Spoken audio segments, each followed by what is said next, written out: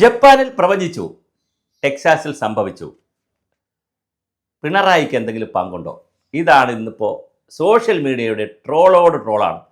പലപ്പോഴും പിണറായി വിജയൻ മുഖ്യമന്ത്രി അമേരിക്കയിൽ ചെല്ലുമ്പോഴൊക്കെ ഒന്നുകിൽ അവിടെ കൊടുങ്കാറ്റ് വരും, അല്ലെങ്കിൽ പ്രളയം വരും, എന്തെങ്കിലും ചെറിയ ചെറിയ സൂചനകൾ അവിടെ സംഭവിക്കും. അതൊരു രാജാതിരാജൻ എന്താണ് കാരണഭൂതൻ എന്നൊക്കെ പറയുന്ന വളരെ വലിയൊരു നേതാവ് ചെല്ലുമ്പോണ്ടാകുന്ന ഒരു ബഹളമായിരിക്കും. ആന വരുമ്പോഴുണ്ടാകുന്ന തലയെടുപ്പായിരിക്കും, അതായിരിക്കും.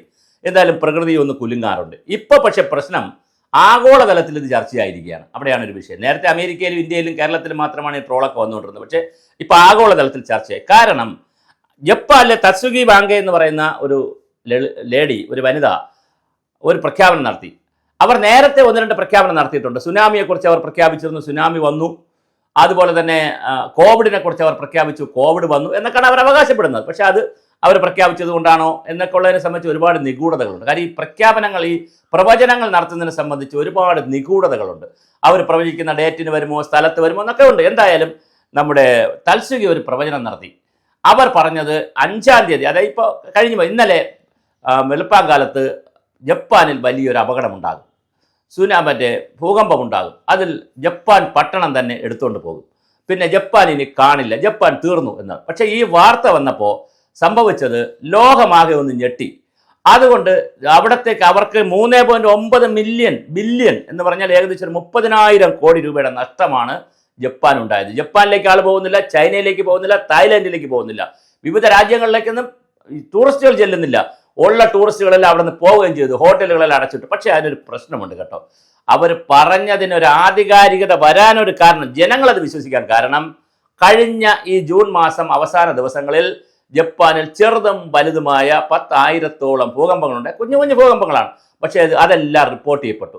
ഇത് റിപ്പോർട്ട് ചെയ്ത് വന്നപ്പോഴാണ് ഇത് അവിടുത്തെ മീഡിയയും കാര്യങ്ങളുമൊക്കെ ഇൻ്റർനാഷണൽ ടൂറിസ്റ്റ് മാപ്പിലും ഒക്കെ ഇതൊക്കെ ടൂറിസം ഡെസ്റ്റിനേഷനിലൊക്കെ ഇത്തരം കാര്യങ്ങളൊക്കെ വരും.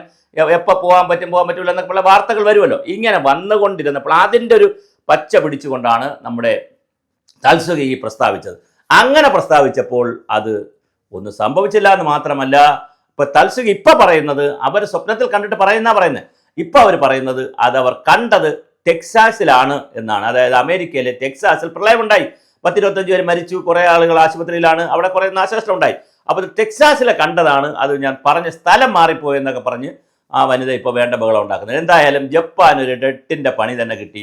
ഒരു 30,000 കോടി ഡോളറിൻ്റെ രൂപയുടെ നഷ്ടം, ഞാൻ പറഞ്ഞു 3.9 ബില്യൺ ഡോളറിൻ്റെ നഷ്ടം അവർക്കുണ്ടായി. അവർ വലിയൊരു ഇനി അത് നികത്തിയെടുക്കാൻ സമയമെടുക്കും. കാരണം ഒരു പ്രവചനം ലോകത്തേക്ക് പോയി, അത് ലോകം മുഴുവൻ അറിഞ്ഞു.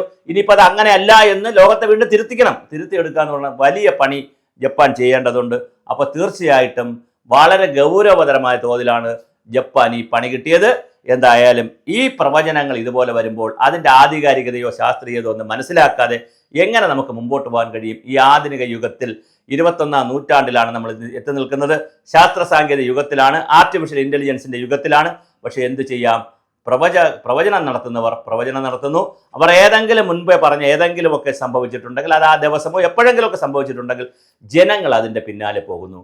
അപ്പോൾ നമ്മളിൽ നേടുന്ന ശാസ്ത്രീയ വിദ്യാഭ്യാസവും സാങ്കേതിക വിദ്യാഭ്യാസവും നമ്മളുടെ അറിവുമൊക്കെ എവിടെ നിൽക്കുന്നു? സർവകലാശാലകൾക്കും വിദ്യാഭ്യാസത്തിനും ഒരു കുറവുമില്ല ഈ ലോകത്ത്. പക്ഷേ അന്ധവിശ്വാസങ്ങളും അതോടൊപ്പം തന്നെ മനുഷ്യനെ പിന്തുടരുന്നു, പ്രവചനങ്ങൾ ഇതുപോലത്തെ പിന്തുടരുന്നു. അപ്പോൾ എന്താണ് നമുക്ക് സംഭവിക്കുന്നത്? നമ്മൾ എങ്ങനെയാണ് ഇത് കൈകാര്യം ചെയ്യുന്നതെന്നുള്ളതിനെ സംബന്ധിച്ച് നമ്മളെ സംബന്ധിച്ച്, ഇപ്പോൾ ഇന്ത്യയെ സംബന്ധിച്ച് പറയുന്നത് നമ്മൾ അന്ധവിശ്വാസികളാണ്, നമ്മൾ മതത്തിൻ്റെ പക്ഷേ ജപ്പാനിൽ പോലും ഇതൊക്കെ സംഭവിക്കുന്നു എന്ന് അറിയുമ്പോൾ നമ്മൾ എവിടെയാണ് നിൽക്കുന്നത് എന്നുള്ള വളരെ ഗൗരവമായ ചോദ്യമുണ്ട്. എന്തായാലും ടെക്സാസിൽ ഇത് സംഭവിച്ചതിനെക്കുറിച്ച് പിണറായി വിജയൻ മുഖ്യമന്ത്രി അവിടെ പോയത് കൊണ്ടാണെന്നും എന്ന് പറഞ്ഞ് വലിയ ട്രോളാണ് കടയുന്നത്. ഇദ്ദേഹം കാരണഭൂതൻ എവിടെയെങ്കിലും ചവിട്ടിയാൽ അവിടെ ഭൂമി കുലുങ്ങും എന്നുള്ള നിലയിൽ, അല്ലെങ്കിൽ പ്രളയം വന്നു എന്നുള്ള നിലയിൽ വലിയ ട്രോളാണ് സോഷ്യൽ മീഡിയ നിറച്ച് പോയിക്കൊണ്ടിരിക്കുന്നത്. എന്തായാലും ഈ ട്രോൾ നമ്മുടെ തത്സുഗി കണ്ടോ എന്നറിയില്ല, അവരും ഏറ്റെടുത്തിരിക്കുകയാണ്. ഞാൻ കണ്ടത് ടെക്സാസിലെ സ്വപ്നമാണ്, എവിടത്തേതല്ല, ജപ്പാനിലേതല്ല.